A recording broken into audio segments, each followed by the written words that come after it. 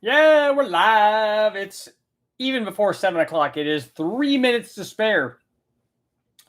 Hope everybody's doing well. It's a good weekend, although I'm looking outside and we're having fires where I am, so it's not, hopefully they're not too close. There's lots of smoke, but hopefully everything will be okay.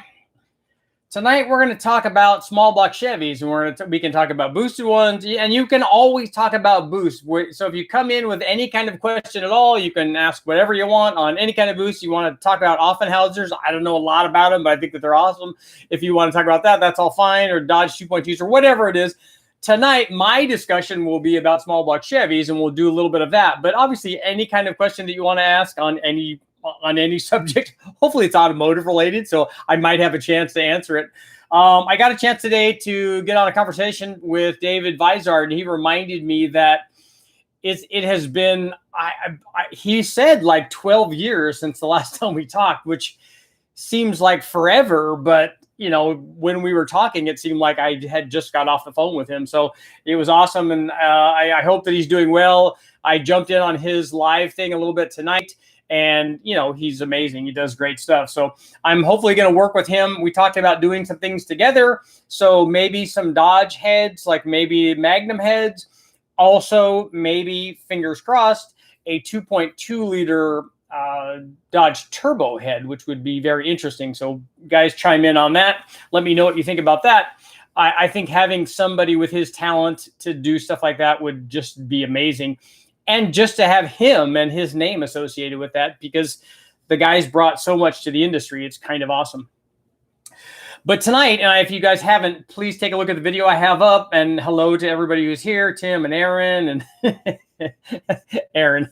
I was giving Aaron a hard time over on David's live show, which is very cool. And it's cool that it's such a small community that we can get together and everybody's, you know, together and talking stuff, which is very cool. But the video that I have up, and hopefully you guys have all taken a look at it, small block Chevy mods, and a lot of people will think, well, what has been done that you would do that's new? And I don't have to do anything new, because all it is just new people seeing it. And I didn't realize that, especially after being in the industry for so long. And I remember talking to my good buddy, Jim Campisano, and shout out to Jim Campisano for letting me do all of the crazy tech stories that I did. So cheers to Jim with my Pepsi. To Jim for enlightening me on this, and it's something that you don't realize. And he said, "Look, I want you to do a 65 millimeter throttle body upgrade story on a 5-liter Mustang." I'm like, "Okay, that'd be like the 10th or 11th time that I've done this, and talked about it." I said, "How many times can we talk about it?" He said, "Well, what you don't realize is that if we do that every year, each year." And subsection thereof, new people come into the industry. A guy may have just bought a Mustang and he wants to upgrade it. And one of the things he's going to want to do is a throttle body. And he hasn't read the old stories, especially pre-internet days. He hasn't looked at that magazine and seen that story. So he's brand new to it. So when we do a story on that, there's going to be lots of guys that are brand new to that story. So he said, "That's why I want you to do the story. Just do it and don't complain about it." Jim was awesome. And then it dawned on me that it doesn't matter that we have done the same thing as long as new people are seeing it. And that's also the great thing about the internet, is that, you know, some of my videos have 2 or 3 or 4, now 400,000 views on them, which is awesome. And thank you guys all for watching that, each and every one of you. But the thing is, the internet is infinite. You know, there are guys out there that have 30, 40, 50, and even hundreds of millions of views. So there's obviously lots of people out there that haven't seen it. So it's new. So when we do stuff like that, it's the same thing with the small block Chevy story, is lots of people haven't seen the 305 stuff or the 327 stuff or the 350 stuff. And they certainly haven't seen it all combined together to find out, so they can kind of compare, you know, which ones do which. And like I said in here, the great thing about this, and this kind of applies to any of the videos that I put up, and this is the reason that I put them up. When I put up a video about testing, like with one of the popular ones is the 4 different camshafts that I ran on the 6-liter LS. So we ran stock cam and sloppy stage 2 and the big comp 469 cam and like an LS3 cam. So I ran cams that were basically at 4 different levels of performance, from the stock cam all the way up to kind of sort of the biggest kind of cam that will fit in there with the available factory piston valve clearance. So it doesn't just tell you, and a lot of people view it this way, it doesn't just tell you what those 4 cams do. That gives you a range and tells you every other cam where it's going to be in that range. Every other cam that you put in there is going to fit in there somewhere. You might not know exactly what it is if I haven't done a direct test on it. I probably have, or something very close, seems like. But it will tell you if one of the cams is 211, 220, and you put a 218, 225 cam in it, it's going to be a little more than that. It's going to be smaller than the 226 cam. So it's going to be in the middle there. It should give you a fairly good idea of what's going to happen when you run the cam that you have a question about, even if I haven't tested it directly. So that's what these things do. And that's what the modifications on the small block Chevy did also. We're showing you all kinds of stuff. I showed you on a 305, we showed you on a 327 and a 350, which brings me to my question for tonight. What is the favorite displacement for small block Chevys? What is the go-to one? From a corporate standpoint, the one that they made the most of, I'm sure, has to be the 350. I'm thinking that they made more 350s than anything else. I'd kind of like to see production numbers to see which one they made the most of. I'm thinking it's 350 just because they made it for so long and they had it in so many different applications. So somebody let me know if they think that that's true. The other thing, as somebody pointed out, that there are a number of different, we'll call them 5-liter versions, 302, 307, 305.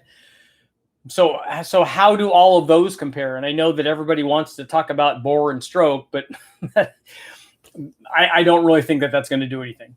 Not in the range that we're talking about. One of the things that I talked about in this video on the 305 specifically, which everyone says, oh, that's a terrible motor, don't get it, just get a 350, get something bigger. And I do agree with that. If you're going to the wrecking yard and your choice is get a 305 or a 350, get a 350. If you already have a 305 and you want to modify it and you're dead set on keeping the 305, which I like, I'm all for, if you're trying to make it go really fast, then get a bigger motor. It will be much easier. There are a lot more head choices for it. But if you're a 305 guy and you're going to stay a 305 guy and you want to make lots of power with 305, I've seen lots of guys make a lot of power with a 305. Like other things that are examples of this, it just takes more work and knowledge and perseverance and probably more money as well. But on the 305, one of the things I pointed out is that when I did the comparison, the test and the stuff that I included on the 305 Chevy was the result of a comparison I did in a 305 versus a 302 Ford. They're both 5 liters. They were marketplace competitors, and everyone's saying, yeah, but you got to do a 302 Chevy versus a 302 Ford. A 5-liter Mustang in the 80s and 90s was not a competitor for a 67, 68, and 69 302, which were the only years that they made that from Chevrolet's standpoint. It was a direct marketplace competitor for the 305. They were both the 5 liters that were battling out on the street, the Z28 and the IROC against the Mustang GT and LX, the 5-liter stuff. So that was going on back in the day. That's why I compared those two. And one of the points that I made when I was talking about the 5-liter specifically, we showed how we went from basically 260-ish horsepower up to 375 horsepower. And it would be fairly easy with the heads that we had, the Trick Flow Super 23 170s or 175s, to get over 400 horsepower. That would not be a problem at all. And if we wanted to put a piston in this thing or notch the piston and put lots of camshaft in it, we have enough head to go even farther than that. If we port the head, we can go even farther. But one of the things that makes the 302 Ford possibly more desirable is the 4-inch bore. And not that in and of itself. It's just that with the 5-liter Ford and that bore size, it still can run also every cylinder head that will also fit a 351. So there may be 25, 30, 40 different cylinder heads available for the 5-liter Mustang for you to choose from. Lots of them that are very, very good and have lots and lots of airflow potential and power potential. On the 305 side, it's limited by bore size, but it's not limited where we were in terms of flow. We had much more cylinder head than we were taking advantage of. We could have gone up a lot in power. even given that limited bore size. But the limited bore size limits the available heads that we have for that application. There aren't 20 or 30 or 40 heads for a 305 Chevy the way that there are for a 302 Ford, or for a 4-inch, any 4-inch bore small block Chevy. So if you have a 350, a 302, a 327, and other applications that use the bigger bore, all of the cylinder heads that are available basically for a small block Chevy, almost all of them, that will fit on that bore size, there's certainly as many as the Ford, and probably more than the Ford, because that was always a thing. Small block Chevys had way more parts. It was way more affordable. And then when the 5-liter Mustang ushered in all of this new performance for the Ford guys, for the blue oval guys, then there's a bajillion things for the 5-liter Ford. And, that was just a great thing. It spawned a whole industry. So in that case, if you were to choose one, that's why guys lean toward the 302 Ford, maybe more than the 305 Chevy. But when we tested them, they made very similar power with very similar mods. So I think it's less a function of the bore and stroke combination or rod ratios or all of the other things that people like to talk about, all the esoteric stuff, rather than the fact that you can put a 185 or a 205 airflow research head or a TrickFlow 11R head, which Aaron was over talking to David Vizard about, and I think that they probably said the same thing that I did, that they're both excellent heads. And that's the thing, is that there are those heads, and there are umpteen million others. I think when I did back in the day, and this was decades ago now, when I did the small block Ford big cylinder head for Muscle Mustangs, I think we tested 30 sets of heads. So there's lots of stuff available, and they all can fit on that bore size. So in that case, it's advantage 5-liter Ford. But what I also tested, which was cool, was a 327. And I mentioned this in the video, that you don't see a lot of 327 buildups. They didn't have the 327 for nearly as long. It wasn't put in nearly as many vehicles. And so we don't see that as much. And then when the 350 had already been going in the 60s, when we saw that, it just made Daryl, what's up? Just love your content, Richard. Even on some engines I have a little interest in. I'm enthusiastic about all of them, so I'll have more than enough interest in it for everybody. But thank you very much. But the 350, when that came in, and with all of the things that were available for it, there's lots of performance stuff for the 350. The good thing is a lot of those heads and all that fits on the 327. It's just that, like we showed in the video where I ran the 302 and the 327 and the 350, the 327 makes more torque than the 302 and then makes less than the 350. So as we go up in displacement, we just get more average power production. And that's assuming that we have enough head flow. Because when we tested them all with these Fuelie heads, and unfortunately the LT1, I never ran the LT1, the 1970 LT1 with the Duntov cam. Would have been interesting, because it had every bit as much carburation and intake manifold and had the same heads. So it would have been interesting. And it was also an 11-to-1 short block. It just had more displacement. It had more stroke. So it would have been interesting to see what it did with that other cam. And I think that ultimately in those cases, what we were limited to in the stock ones was we were limited by the head flow of the Fuelie heads.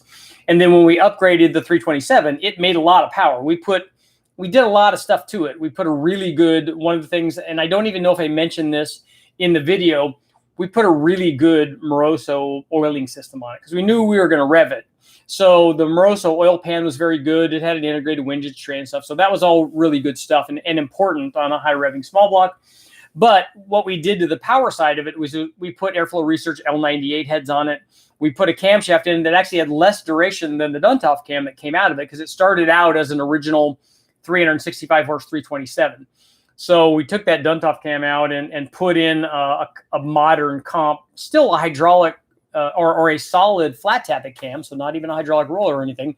The Airflow Research heads, that comp 274, I think, solid cam, and then a good performer RPM intake and a decent Holley carburetor. And we might have even, I think we ran a Holley on that one. The small blocks that we ran, or of the 350, we ran a Demon carburetor. But on the 327, it made good power. It made like 460 or 470, so it did really well, because those things like to rev. And then on the 350, it worked out really good. The 350, and I pointed this out in the video, was maybe one of my favorite small block series, because I ran like 20 or 25 different things on that one. We started out with a 2-barrel carburation with the stock air cleaner and stock cast iron exhaust manifolds and stock exhaust and all of that stuff. So we started out at the very bottom of the barrel and then upgraded from there. Tried one thing at a time. Like we tried having a good air cleaner on it and tried putting took the stock exhaust manifolds off, put headers on it. We did an iron quadrajet with a quadrajet on it. We did an aluminum intake manifold after that. We did stock 882 heads. We did ported 882 heads. We did a really small cam, like a 203, 212 cam. We did a 268 cam, which is 212 or 218. We did small performance heads like the Holley stuff. We did airflow research, hydraulic roller cam, single plane, dual plane. I mean, all kinds of stuff. And that's why I like that series, is because we took it through so many different iterations, and it covered basically everything that anybody that was looking at modifying a small block, like what is a quadrajet worth over a 2-barrel? Okay, guys wanted to know that. I know I wanted to know that back in the day, because my 1970.5 Rally Sport Camaro was a base 2-barrel 350. So how much is it worth if I take that off and go to the wrecking yard and because you can go get those cheap, even back then. You can get a quadrajet, a cast iron quadrajet manifold, if you really cool, you find an aluminum one, and put that on your motor. And having a 4-barrel instead of a 2-barrel is definitely worth power. But how much is it worth? In this case, it's worth like 25 or 30. It's a good test because lots of guys wanted to know that. So it provided a lot of information, which was really very cool. So it was one of my favorite things. But I pointed out a couple of different combinations that I put together along the way. One of them was with the ported stock 882 heads, mildly ported by the guys over at Powerheads. It was with a small camshaft. It was with the Performer RPM and long tube headers. So, ported heads that a guy would do, he would put a small camshaft in it. I think it was the Pure Energy 246 cam, which is like a 203, 212 kind of thing. And it made 365-ish horsepower, but lots of torque, though, 410 or 415, 420 foot-pounds of torque. It did really well. And then we showed putting a set of Holley heads on it, which I don't even know if they offer those anymore. But Holley heads, a 268 cam, the same RPM, air gap. And then it was, up over 400 horsepower, a fair bit, and 425 foot-pounds of torque. So it was a much more performance-oriented thing. The nice thing is I show you the whole torque curve. So even though we picked up a lot of power going from the iron heads, the ported iron heads to the aluminum heads, in this case a Holley head, which is basically kind of middle of the road. It's not an airflow research or a trick flow or anything. And doing that and a little bit more camshaft, we also didn't lose any power down low, not from about 2,500, which is I think where we ran it from 2,500 all the way out to 6,000, which was the range that this thing ran in. We didn't lose anything. And that's a nice thing, because a lot of guys want to know, well, if I do upgrades, am I going to be trading stuff? And it's difficult to do, especially with all the testing that I've done on factory 4-barrel manifolds. The one thing that the factory 4-barrel manifolds do very well is they usually make a lot of very good low-speed power.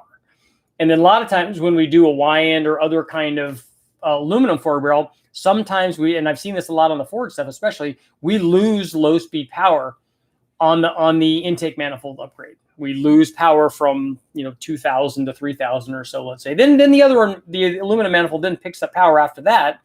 But it is kind of a trade-off sometimes. So that was a lot of good information. But my question to you guys is, what is the best one? What is your go-to small block size? Is it a 265? I don't even know if I've ever seen a buildup of 265. The Westech guys have done a couple of 283s, which is kind of cool. Although a 283 power pack head is not really stellar. I know back in the day it was a big jump up over like the Blue Flame 6 or a flathead Ford. It was definitely a big step up over that. But comparatively speaking, I can see why 283 Chevys were racing 289 Fords, because neither one of them had great heads and neither one of them made a ton of power. I think that both of those that we've run in stockish trim are still like sub 300 horsepower motors. And they had to have, a fair bit of camshaft in it to do that, because they just don't have a lot of displacement. They don't have a lot of head flow, especially if you're using the stock heads. On the other side of that is a 400 small block, and it has its own issues with, steam vents and stuff that you have to do to it. But it is 400 inches. It was just never offered as a performance application. Lots of station wagons with them. But the nice thing is that lots of guys took the cranks out of those and made 383s out of regular 350s, which that works very well. Or you could make a 400. We had a guy that I went to school with back in high school. He had a 55 Chevy. His name was Butch, and he had a 55 Chevy. It was a 4-speed car, and it had a small block 400. And it I know from getting a ride in it with my friend Harold, who he let drive, it was a 4-speed, and it would spin the tires a long, long way, much, much longer than my friend had a 69 Camaro, and I had a 70 Camaro, and that 400 small block in the 55 was much tougher than our cars. So lots of mods on the small block Chevy. And obviously, everything that we did on every one of these motors translates directly to boost. So if you're starting with 400 horsepower, then you can get lots of power. So let's see what you guys have to say. I'll see if I can answer some questions. Saturday night.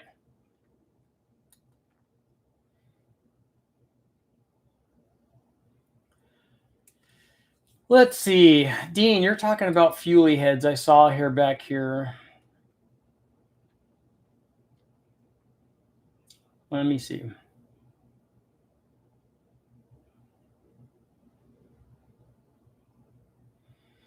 Dean, you had fuelie heads that would flow 283. That seems like an awful lot.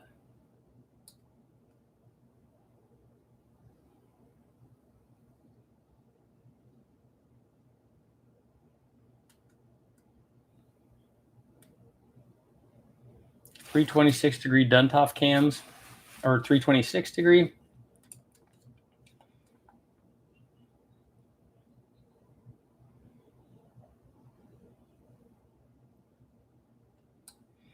Yeah, I've never seen heads, a 461X head go that much.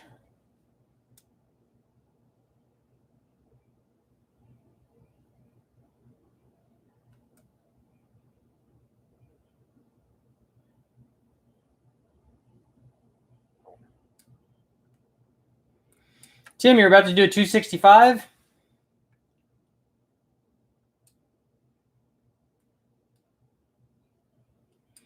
A 377 with a 348 crank. The Westech guys have one of those. They have a big bore dart block with a standard stroke crank in it. It's 372, I think theirs is. And it works pretty well. I mean, it makes 520, 30-ish with, good heads. And it's a Dart SHP short block, I think. And it makes, like I said, low 5-ish with a good hydraulic roller cam in it and airflow research heads.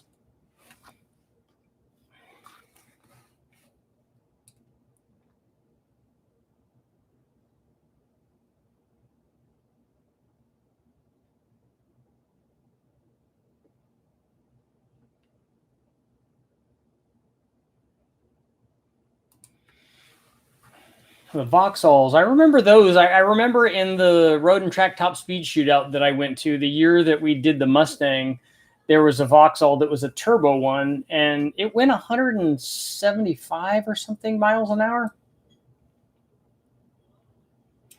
425 by 2.85. Oh, Formula 5000 stuff. Yeah, I was talking to David Vizard about the Formula 5000 stuff. I think most of those guys were kind of held back by we were talking about that, about the available cylinder heads of the day, because they didn't have all the airflow research and all the Brodex and yada yada, or even really aluminum heads.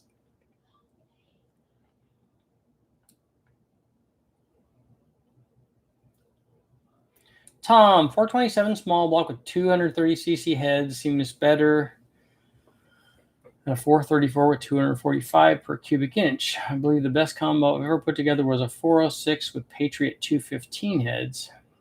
It was very square, horsepower and torque.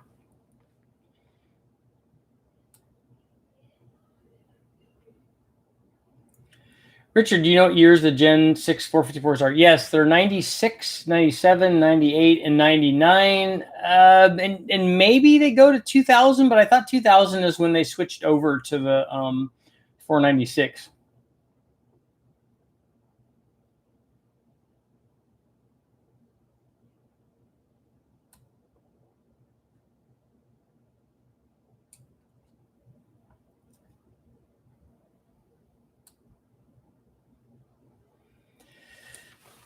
Richard, everyone says the D16Y8 intake flows so much better than the D16Y7. That would be cheap and interesting test. If it's just a flow question, that's something that you could decide on the flow bench. That would be fairly easy. I thought that the difference that they were talking about was there's a big difference in plenum volume between those two intakes. James saw an 11-to-1 383 with AFR 210 heads, 6-inch rods, wake me over 500 on an engine dyno. That should be possible with the right cam. That shouldn't be hard at all. How much horsepower would it take to spin a small block Chevy 6000? It didn't take any. We spun you can spin a motor that makes 180 horsepower to 6000.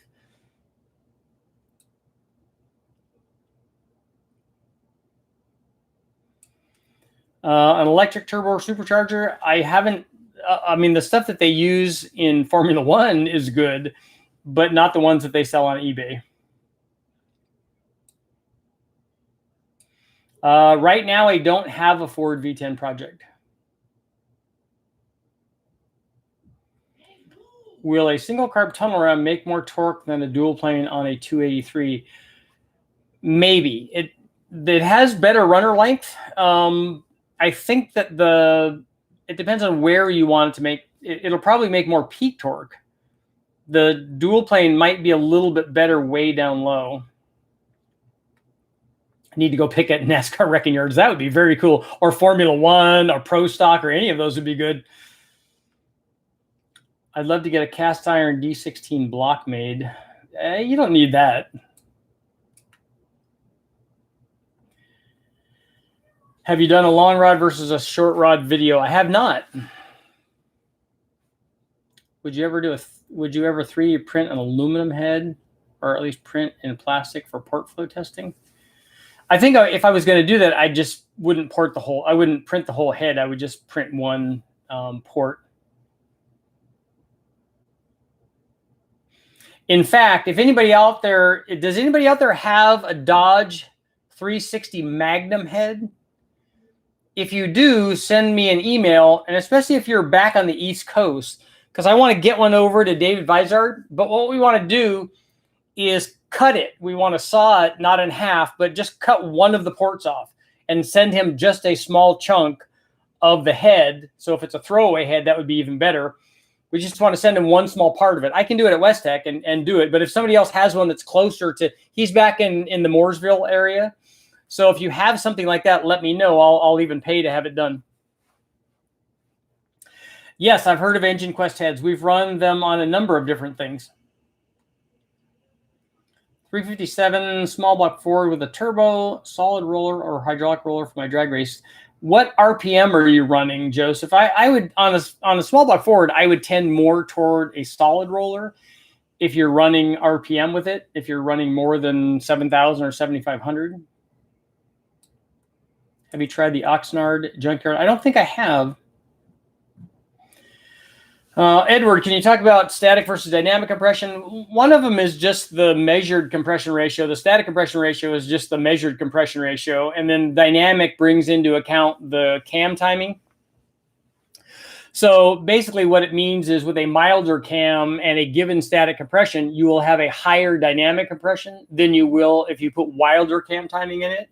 And a lot of guys like to use that and say, well, if you have a mild cam and a high static compression ratio, you're going to have a high dynamic compression, which is accurate. And they make a point that, okay, that's going to cause detonation, which is somewhat accurate. It's not the only thing that determines that.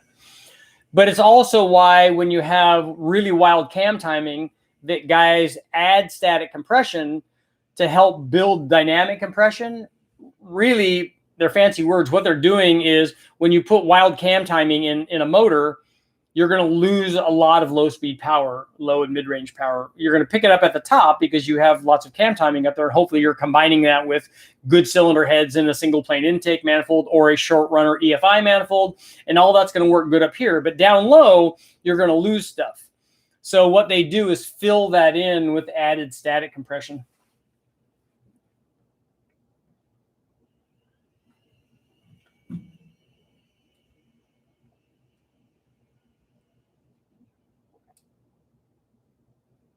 Have you used a factory TBI and a blow-through setup? I have not. Back in the day, the Vortec guys were doing that, and I was there at their facility when they were doing some of those tests, but I've never run one on the engine dyno. In fact, we tried to run a TBI on the engine dyno, and we're not successful at it when we were trying to do it. I do want to run an L33, a cross-ram 350 from a 84 Corvette, though, or an 82 also. And somebody tell me why I can't run the 83 Corvette.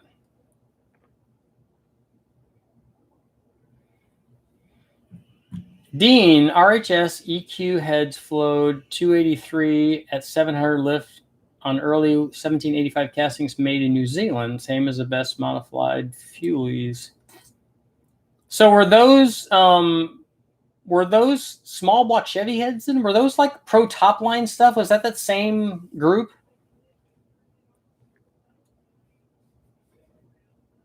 Yes, no 83 Corvette.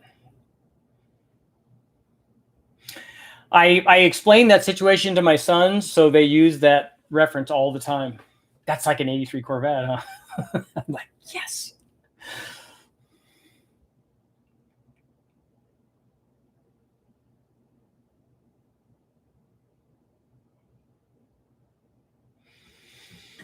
Why are there no dual plane EFI intakes? I think it's probably has most to do with having a hard time getting the injectors positioned on all of the runners. I had people tell me, as a matter of fact, I had people that own big companies tell me you can't run EFI on a dual plane. I said you absolutely can. A dual plane won't know that it's getting its fuel from injectors. It won't care. It'll do exactly the same thing. Oh no, that doesn't work. I said, why doesn't it work? It works on a carburetor, right? Yeah, it works on a carburetor. I said, well, why won't it work if you put the fuel in down by the port? No, they don't work. You have to do that with a single plane. I said, and you guys are the guys that are developing intake manifolds for this company? That's not accurate.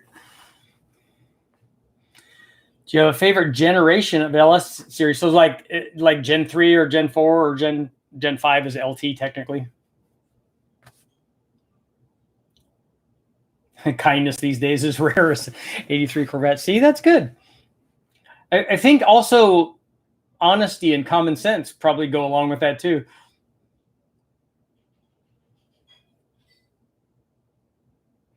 Oh, maybe you guys will know. I don't know this for certain. I even called Dulcich to ask him. I need to run my Dodge Magnum, and especially if we're going to do the piston flip thing in, which we're going to do. What I'd like to do is not have to put all or part of the serpentine system on it. Bobby, thank you, Walter. Thanks. Really appreciate your work and your wife's tolerance to your shenanigans. Yes, the Mercedes does look good. Are you spying on us? What I want to do on the Dodge is I want to put an LA 360 front cover and water pump on the Magnum. I'm almost certain I can do it. What I don't know is if the LA front cover will clear the timing gear for the Magnum. I don't know what's behind there. I haven't even taken it apart yet. So I want to do that, and I'm pretty sure that the water pump holes and all that will line up. I want to make sure I can do that. So then we can drive the water pump in the standard rotation, and we can just put normal pulleys on it and just put one belt on it and have it spin. And because I don't have an electric water pump for this, and I don't want to go get an alternator and another tensioner and all that stuff and run some sort of serpentine belt for the Magnum if I can get away with it, if I can not have to do that. So somebody let me know if that's possible.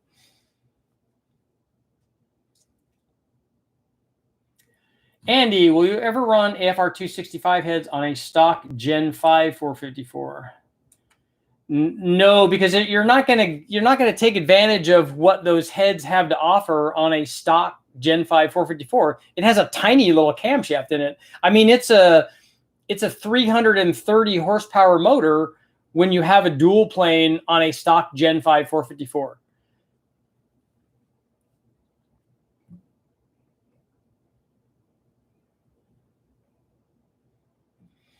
And if you were going to, unless you already have the Gen 5 and you're going to get something, I would always get a Gen 6 because it has better heads on it already, and it has a hydraulic roller cam, although hydraulic roller cams are more expensive if you're going to upgrade it.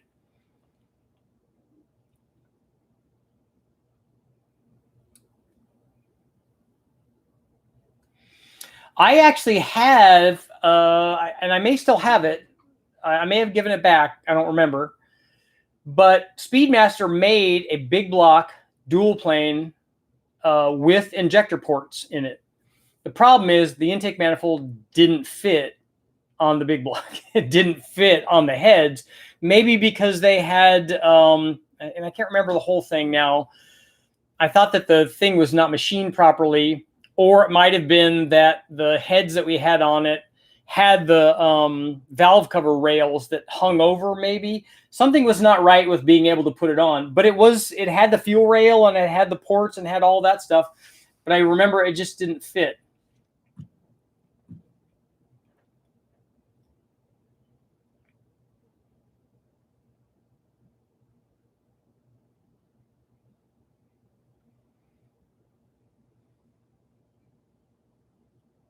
What is there only one of in existence? Richard, have you seen the Gen 5 LT heads from Mass? They weld up DI injector holes and CNC the heads. They run them with LS style harness and EFI. The guys from Brian Tooley have already done a back-to-back test on port injection versus direct injection, and I'm going to do a video on it because it's really good information.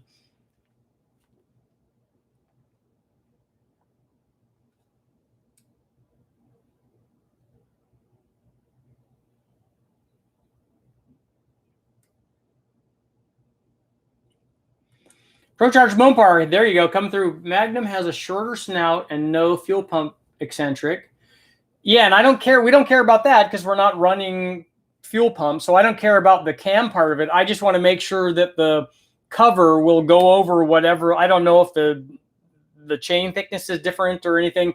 As long as the LA one will go over it, I'd like to know whether that's true.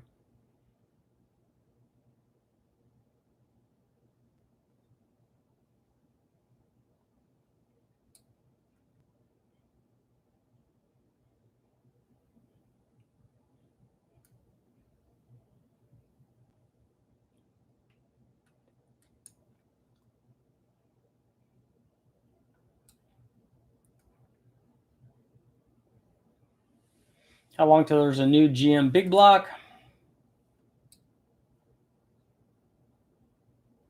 I will be running more tests on the LT1s. I wanted to build the 302 out of a Gen 2.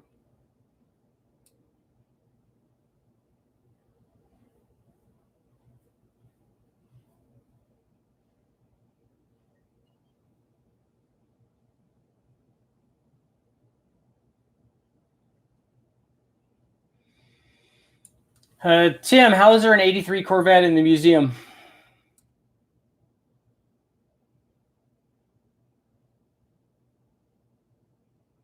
I want to run an RPM air gap with ports for EFI for a boosted 363 small block.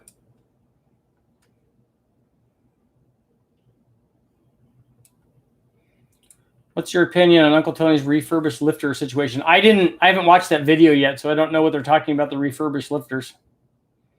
I know one of the issues with lifters going bad is, and we've had some instances at West-Tech, is that they can't ship them in oil anymore. So what happens is they get rust inside them, and we've had lifters go down. We have the plungers go down and just stick down.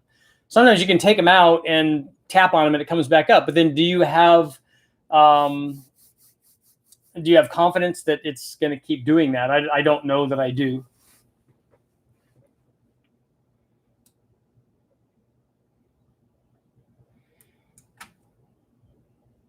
The 377 small block is good.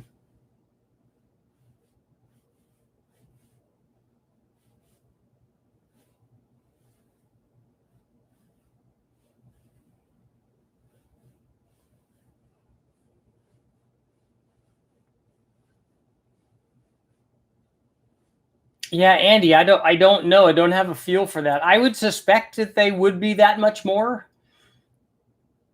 Take a look at the chamber size between the heads that you have and the 265s. Because if you can go to a smaller chamber size, then that kind of power gain would be pretty easy, even with a stock cam. Maybe also rockers.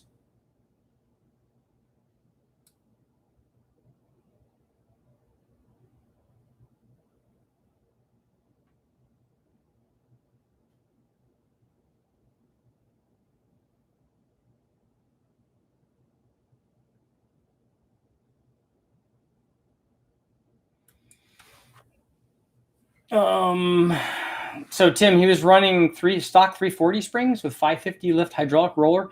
I don't think that spring's nearly enough for a hydraulic roller. I mean, that's the spring that everybody was using for. I think those are the springs that we put in the slant 6, and that's a flat tap spring.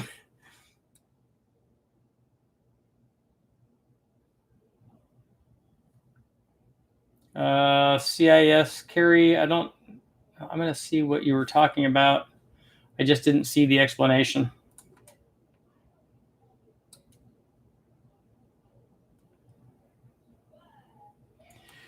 Yeah, I scrolled back through. I didn't see it.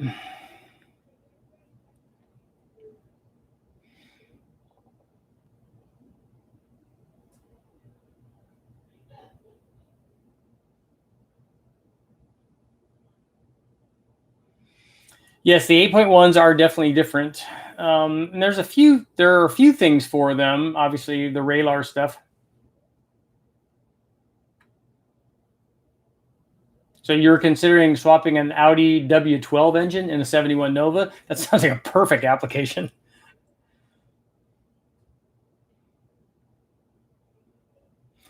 Ken, we're gonna take the 4.3 crank and put it in a 5.7 Gen 2, so that we can make a Gen 2 DZ302.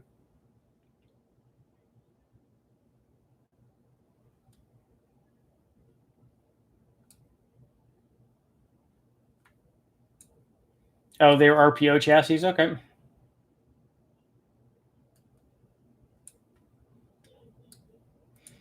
But none of the 83s were released, though, right?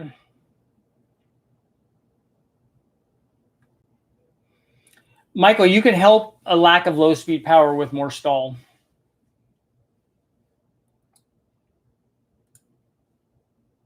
The Copo is the new one is a traditional big block, right?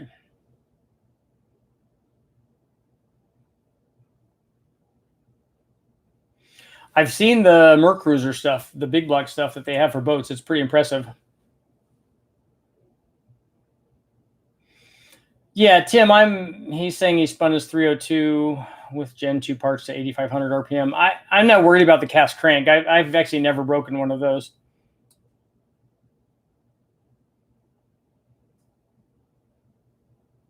How do you get those color smoking tires? One thing I'm not going to do is light the hillside on fire and start a gender reveal party.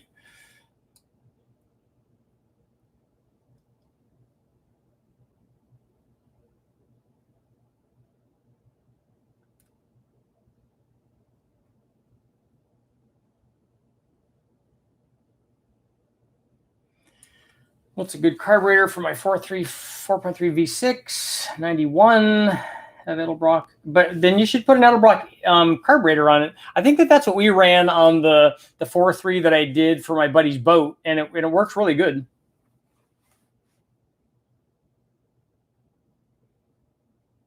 Oh, Dan, were you up at the Monterey stuff? Boss 302s are awesome. GT40s are even awesomer.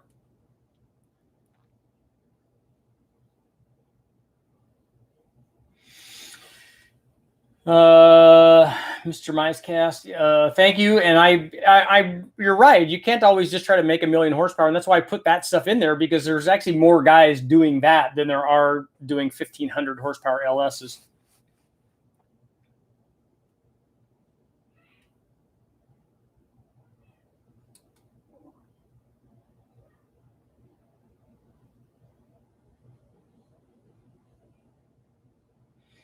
Lisa's in the house. Yay!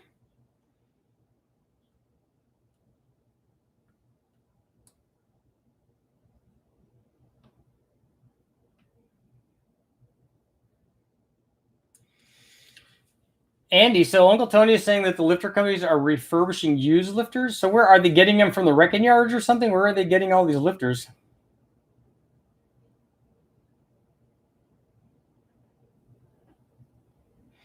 Have you ever milled out the center divider on intake ports? On intake ports on the head? I've never done that.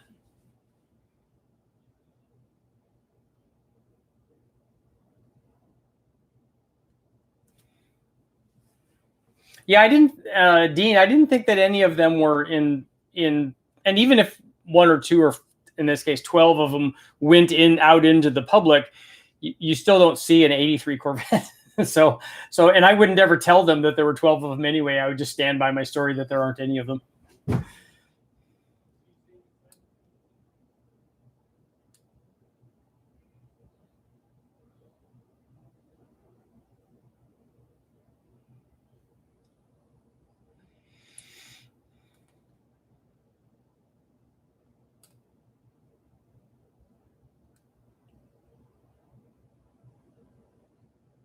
Thanks, CSI.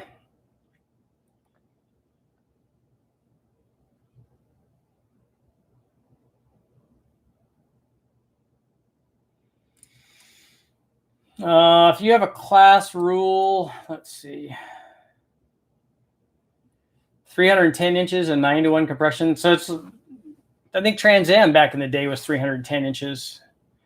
Factory heads, all else goes for camp. So do you have to run a small block Chevy? Can you run a 310-inch LS, for instance? Because that would make a lot more power. But I think I would run a let's see, factory heads, all else goes. Then I think that I would run a 302. Jordan, I don't know. I'll have to ask. I can ask the guys at Nelson about that.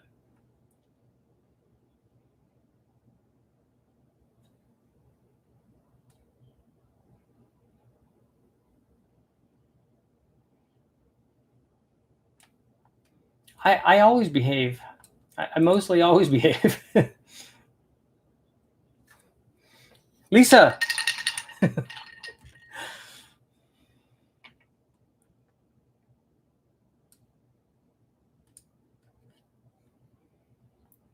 What was the SR20?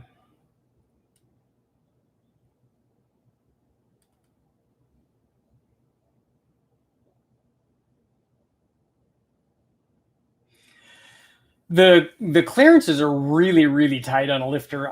Refurbishing them just seems like a problematic deal.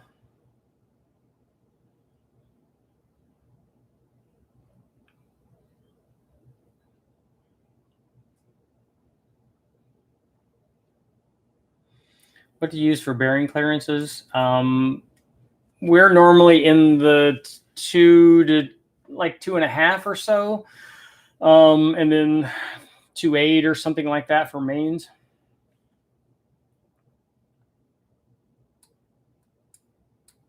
Go down here. You did not just shake your drink at me. Joe Boo needs refill.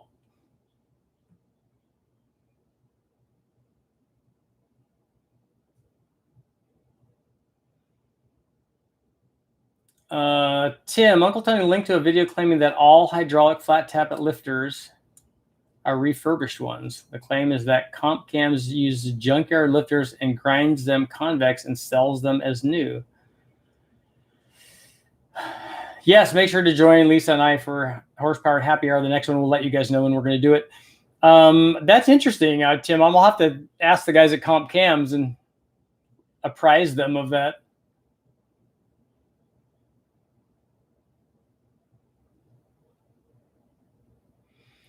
Graham, I don't always get to watch these live, but regarding the 4.7 Mopar engines, the HO heads don't flow any better, but the 2008 and up do. Would be interesting to see one of those.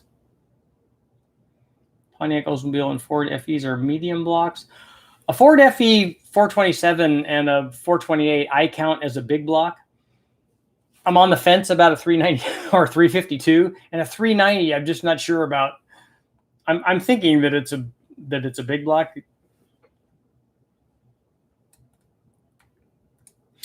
That's the first time I've ever shaken my glass. I honestly don't think it's going to turn out well for me.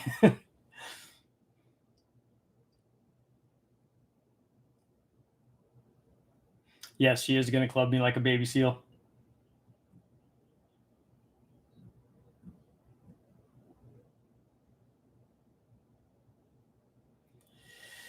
In that linked video, the guy also said that new flat tap lifters have not been manufactured since Chevy, Ford, and Chrysler went to roller cam. So nobody has made them? Is that what the deal is?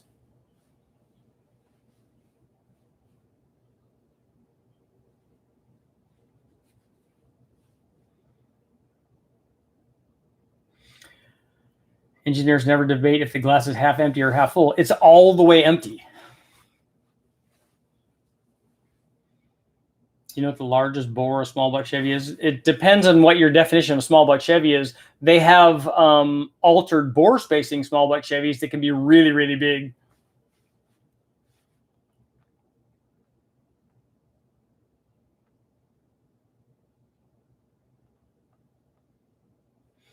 What do you think of the Texas Speed 224 cam? I think that the Texas Speed makes a lot of cams that have 224 degrees of intake duration. So you got to be more specific, but probably it works good. What about the 377 Ford truck V8? So is that must have been a truck only thing, right? So the cam companies are somehow grinding the lifter OD larger. That's a really good grinding machine. I'd like to see Rhodes Lifter test too. I think I need to get together with Jeff Smith and do that.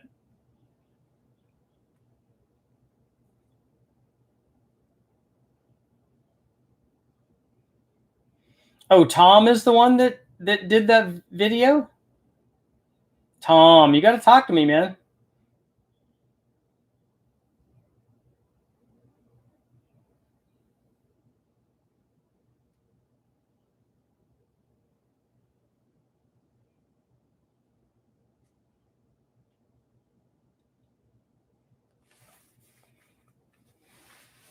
He is a 4.5 and 4.6 bore spacing block still a small block? I know that's a real question. I mean, if it's 500 inches, is it still a small block? Andrew, you have the world's fastest all-motor Integra.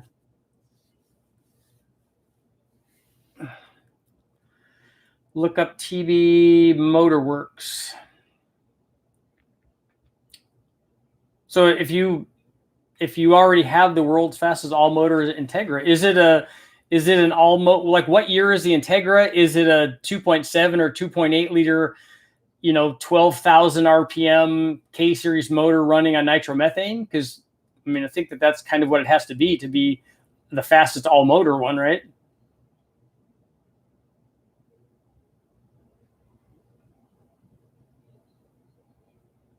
Did Lisa say goodbye? Bye, Lisa.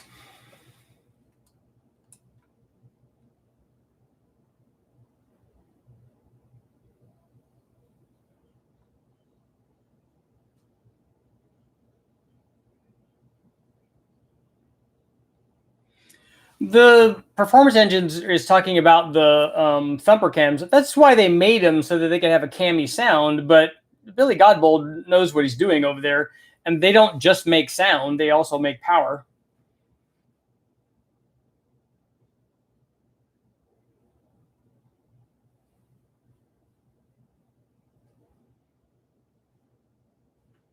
Are you the guy from English Racing? NASCAR allows 4.5-inch bore spacing. Still a small block.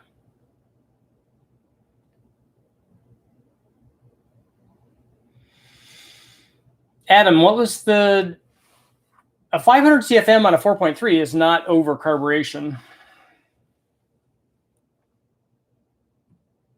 Porsche 928 and 944, 968. I think a 968 at 3 liters qualifies as a big block 4-cylinder.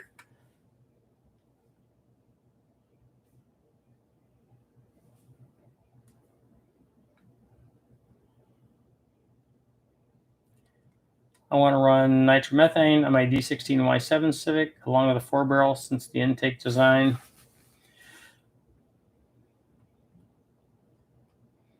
Dean, I did like those 450 SEL 6.9s. Those were fast. I got worked over in my Camaro by a guy that I went to school with, and he didn't even have the 6.9. He had the 6.3, and it was still faster than my Camaro was.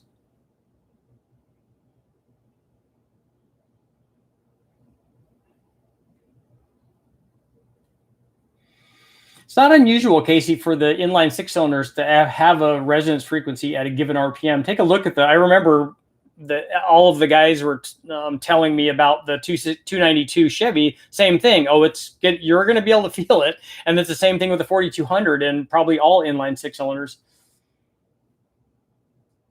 You just have to rev through it.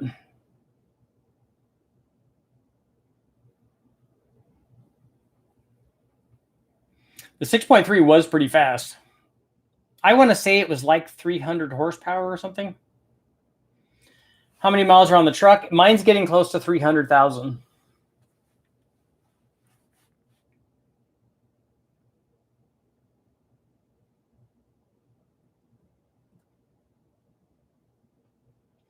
Three and a half minutes left. Chrysler Conquest. I'm really excited about doing the 2.2 liter Chrysler stuff. And especially if I can, fingers crossed, send one of those heads, send one of the G heads, the OG heads to David and have them do it.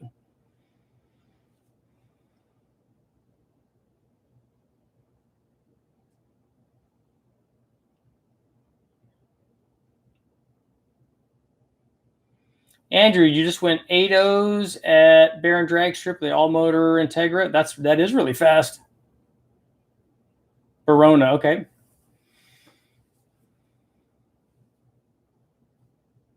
So why don't you tell us about the motor? And I'm definitely interested. Send me an email. Going for a ride in it is not going to be on my list, though.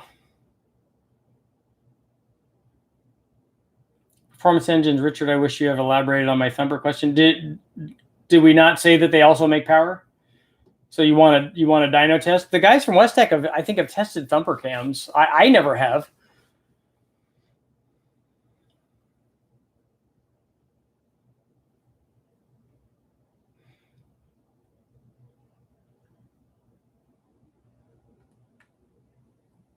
$386,000 on my 03 Accord and $216 on my Civic.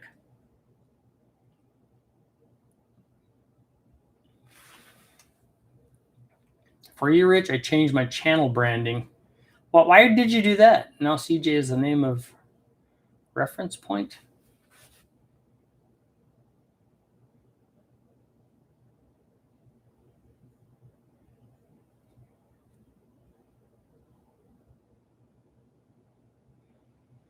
Yeah, I'm not interested in doing. I don't need turbos or anything on my truck.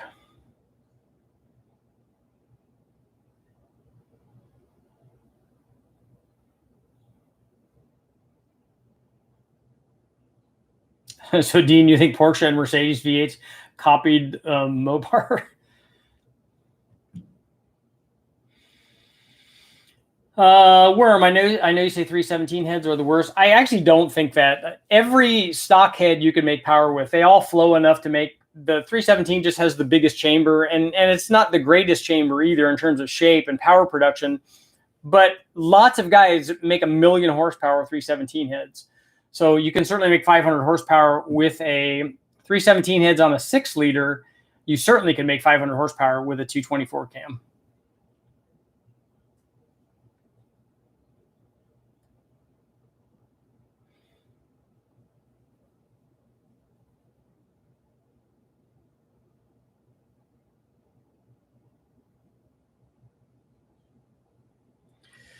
Stock bottom end 6-liter LS 480 intercooled, no meth, currently 13 psi. Are you doing this? Let's see.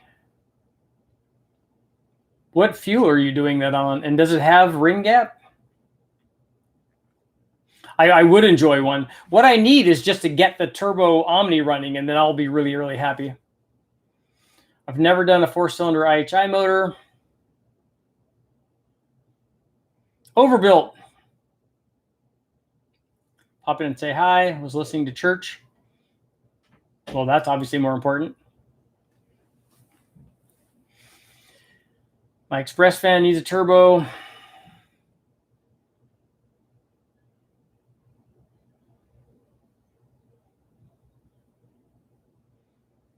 Crazy Canadian in the Philippines.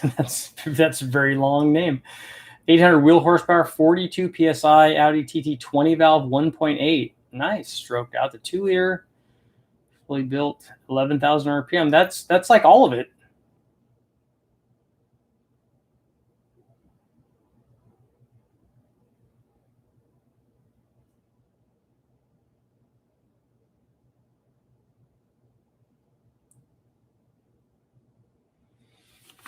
Andy, we've run those throttle body injections on both single planes and dual planes and had them not work on one or the other.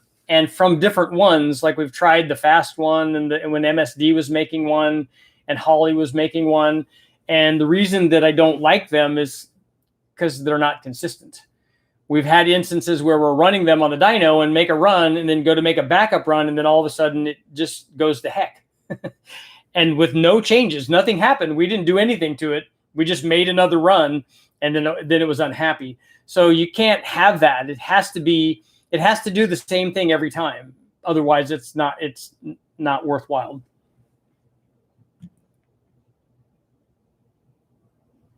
I think I meant 500 horsepower was your question, right?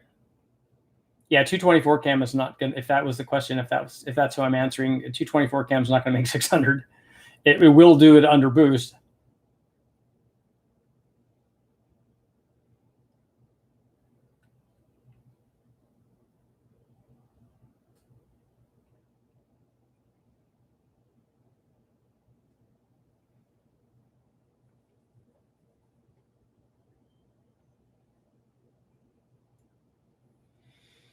How much can I get from a stock iron block from a Ford 4.6? The 2-valve stuff that we run, we've run 700, 800, 900. I don't know. I think we've done 1,000 horsepower with the blocks. And 5, 4, 3, 2, 1. And we're out. Time to go, guys. I've got to get going.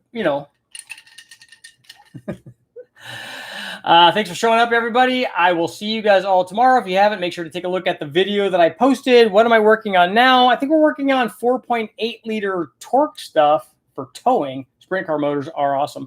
And so our 2.2s. Somebody please let me know and answer my questions about the Dodge Magnum, whether I can put an LA front cover on there and water pump. I think that I can. Also, I've been told by Dulcich that you can put an LA camshaft in there, although I don't think that I would want to. I don't think I'd want to put a flat tappet camshaft in there, although they are less expensive. But I think I want to continue with the hydraulic roller stuff to do upgrades. I will see you all tomorrow.